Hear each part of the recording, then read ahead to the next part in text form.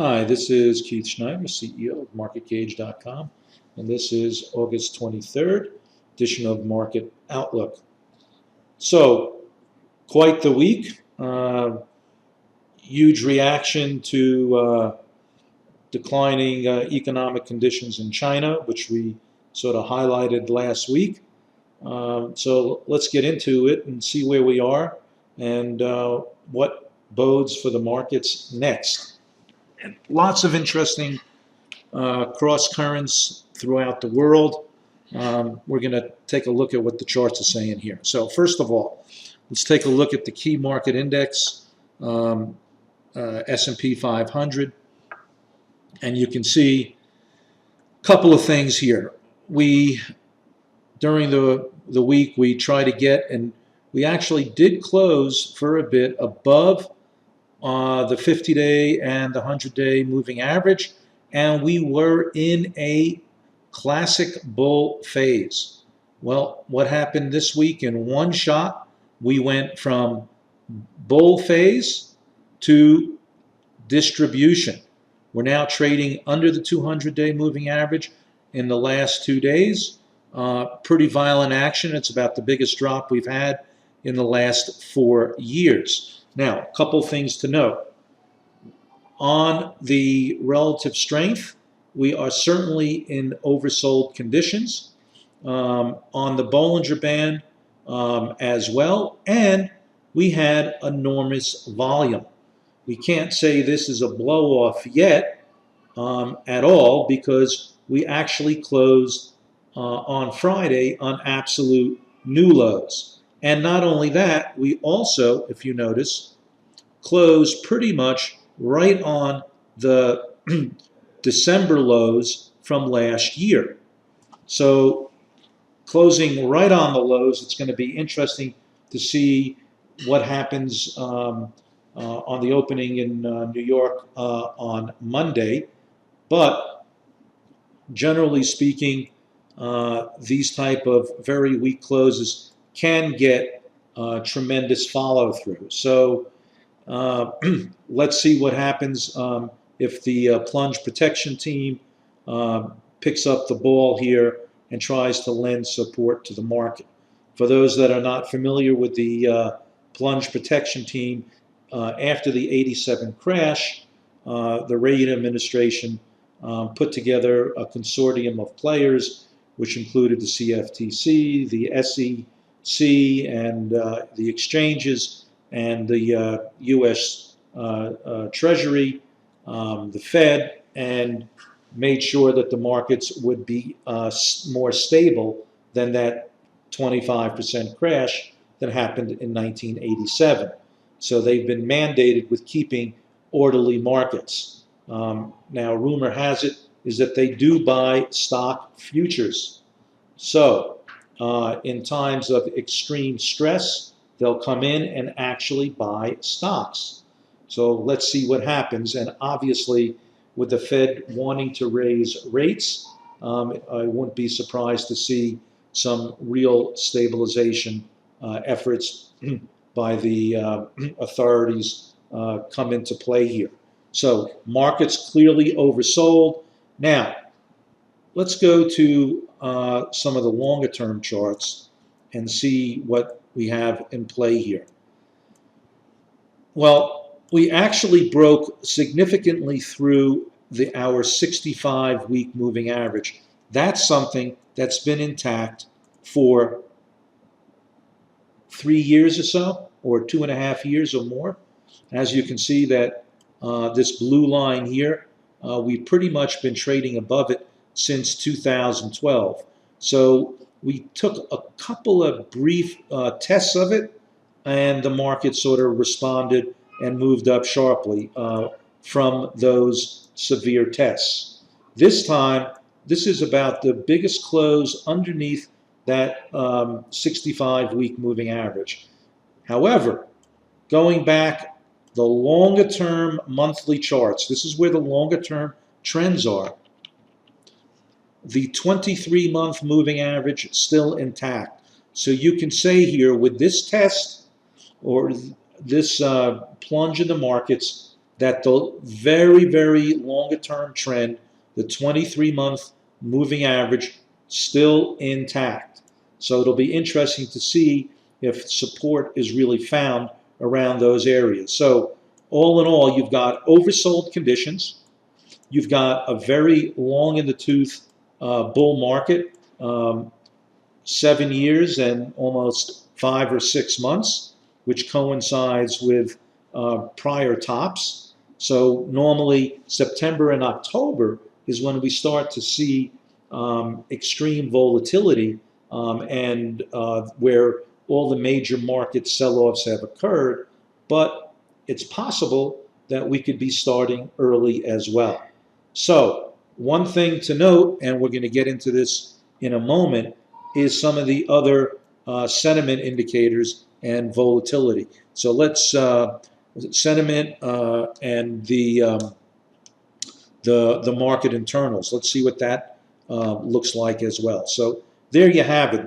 Really looking to, or we're hopeful that this 23-month moving average will be intact. If not, next material support really comes in at the 200 monthly moving average. That's super long-term support for this bull market, and that comes in around the 167 or 170 level or so. But that's a good 10-15% drop from here as well. So we really want to see this first line of support hold here. And again, going back to that daily chart,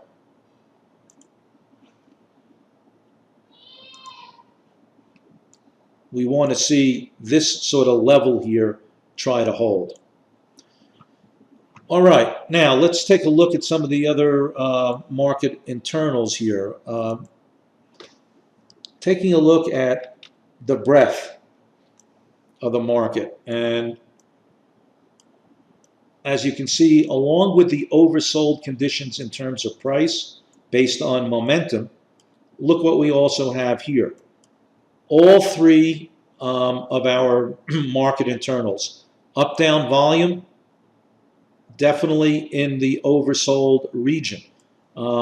This top or second to the top chart here, and that red line shows what's oversold conditions. Now, clearly, you can get a lot more oversold, but for now, we are in oversold conditions. Can it get more so? Absolutely.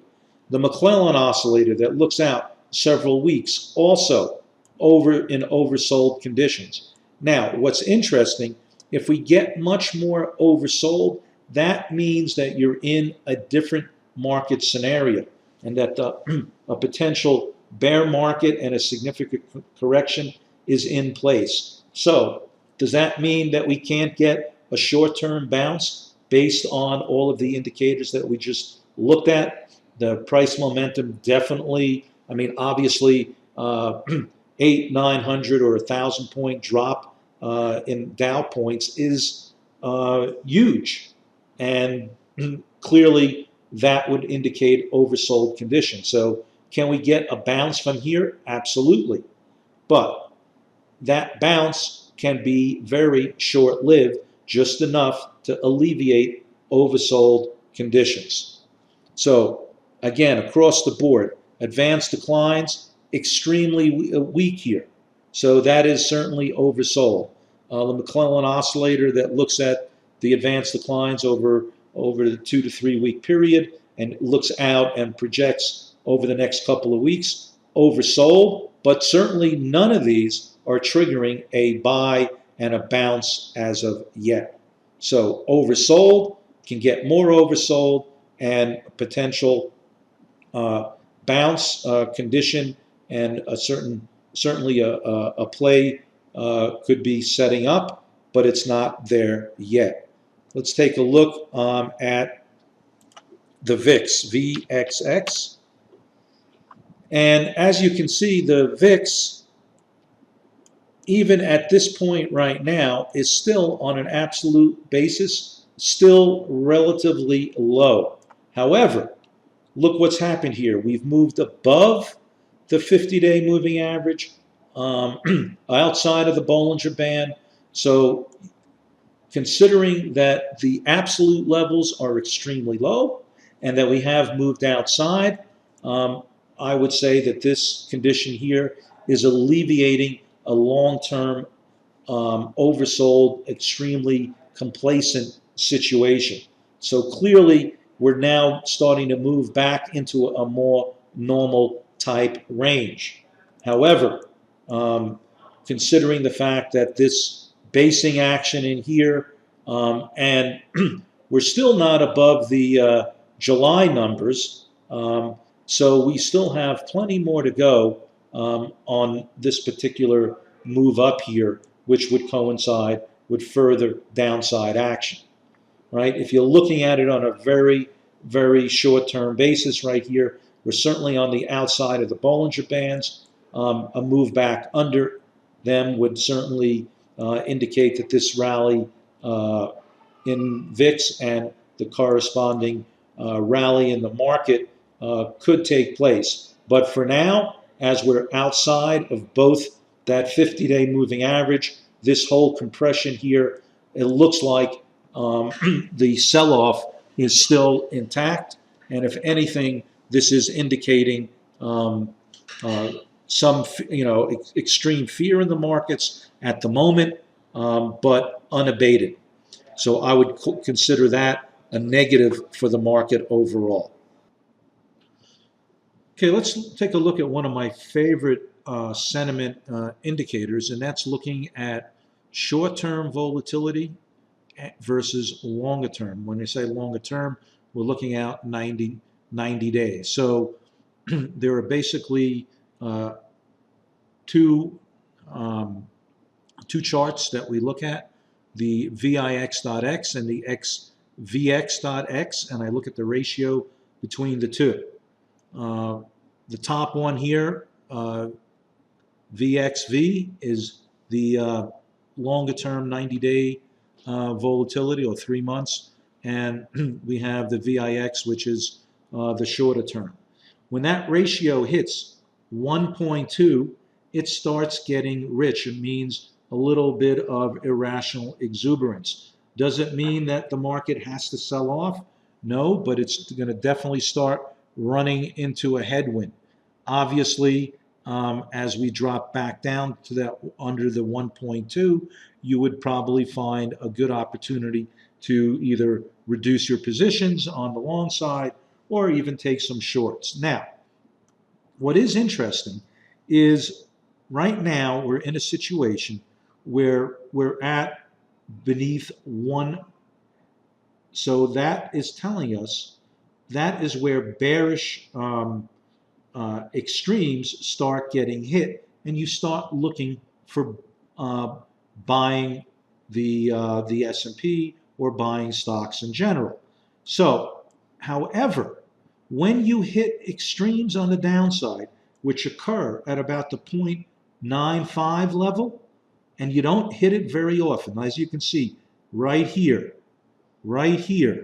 back in 2011, and then back in 2010, and also in 2008. So we've hit these extreme levels maybe 4 times in the last 5 or 6 years.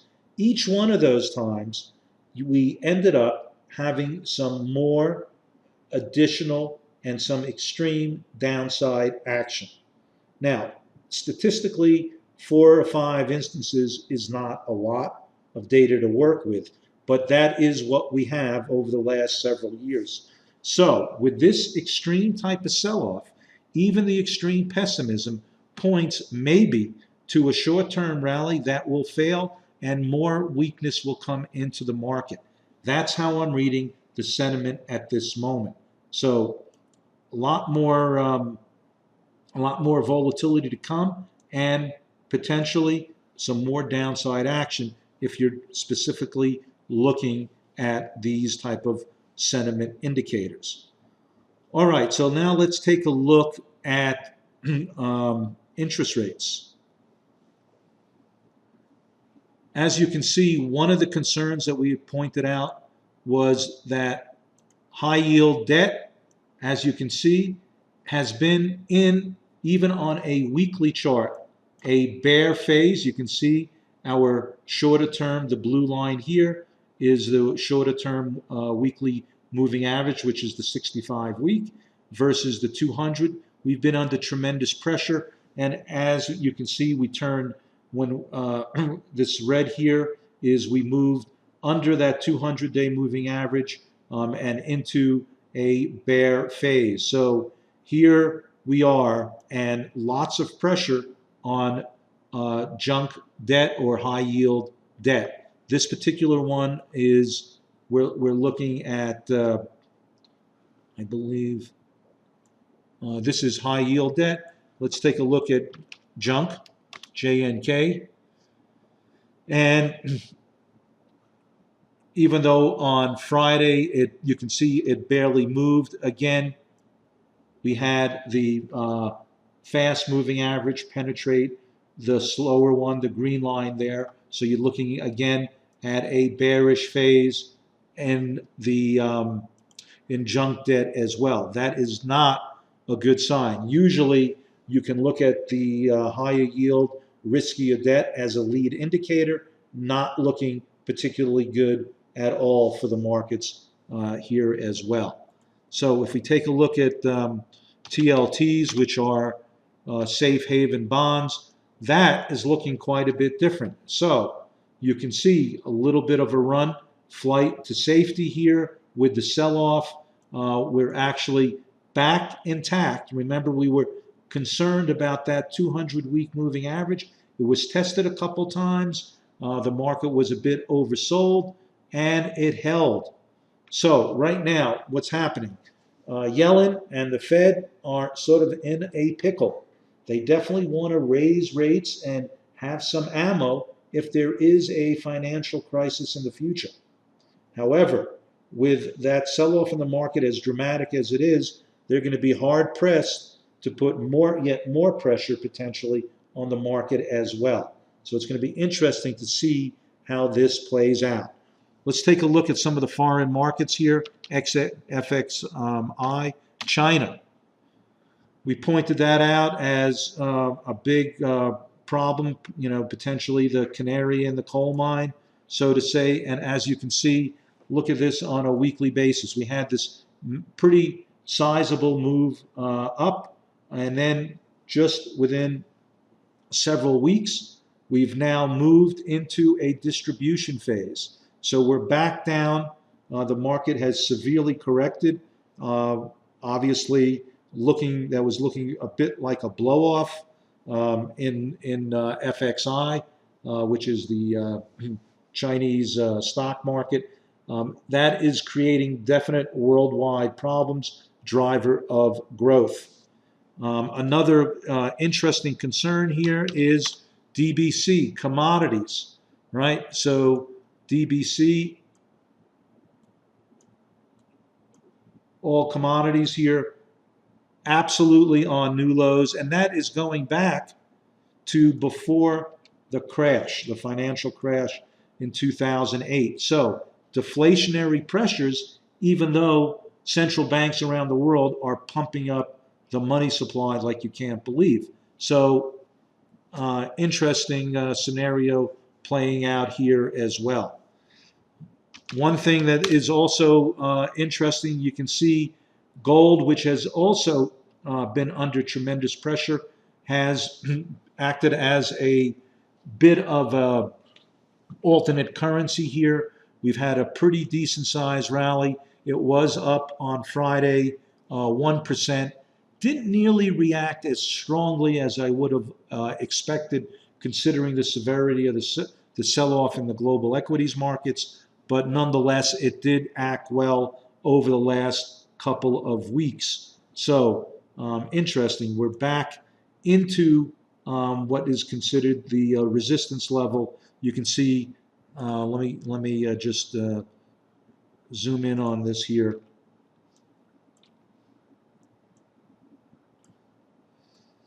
So we're hitting right now. We're hitting pretty important resistance. It'll be interesting to see if we can get above this 20-week moving average, which we just touched. That's something that hedge fund players like to look at, that 20-week. We like to look at it as well. We got the 20-week moving average. We have the blue line there, which is what I would call the intermediate term trend on weekly charts, which is the 65, and of course the longer 200-week moving average as well. So meanwhile, bear market still intact. You got a nice size rally on the sell-off in global equities. However, we really want to see how this acts right around this 20-week moving average, that yellow line. Overall, again, I would consider the fact if we get more pressure on the equities markets and further sell-off, obviously we should get additional runoff or running into gold and bonds. So there you have it. A couple interesting things to point out. With the global slowdown in the economy, especially in China, look what's happened to Apple. Right? Apple has broken down on its weekly charts as well. Obviously, iPhone sales in China, or just cell phones in general, slowing down. Certainly going to put pressure on profitability for Apple. And again, this stock definitely under pressure here, but should find some support around 100, which, believe it or not, is not all that far away with the sell-off over the last several weeks. So key stock to watch here. Apple, definitely one to watch. Another key ingredient is the big cap stocks like Amazon. Amazon, even with a sell-off down to the 470 level or so, would still have a very strong weekly chart well intact. And as you can see, all this is rising, which could end up being a tremendous buying opportunity. Amazon looking quite strong, even in the midst of the sell-off. Obviously, if you're a shorter-term trader, you're going to have to manage it. I mean, Friday's sell-off was pretty dramatic, down 4%, which was exactly in line with NASDAQ itself. All right, so that's your overall perspective. Clearly, to wrap it up here, you've got lots of pressure on the markets. The fact that they did get this oversold is suspect. So short-term rally that fails seems to be a scenario here, although you certainly could get a lot more additional downside action as well. As when things get this dicey and this oversold, it often leads to more oversold conditions, as I pointed out, using the volatility chart of short-term and longer-term volatility.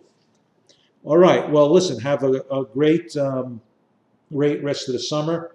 I will be taking off for a couple weeks. I believe Jeff will be filling in with the market outlook, doing it in his inimical style, and I'll see you at the beginning of September. Thanks, and have a great rest of the summer.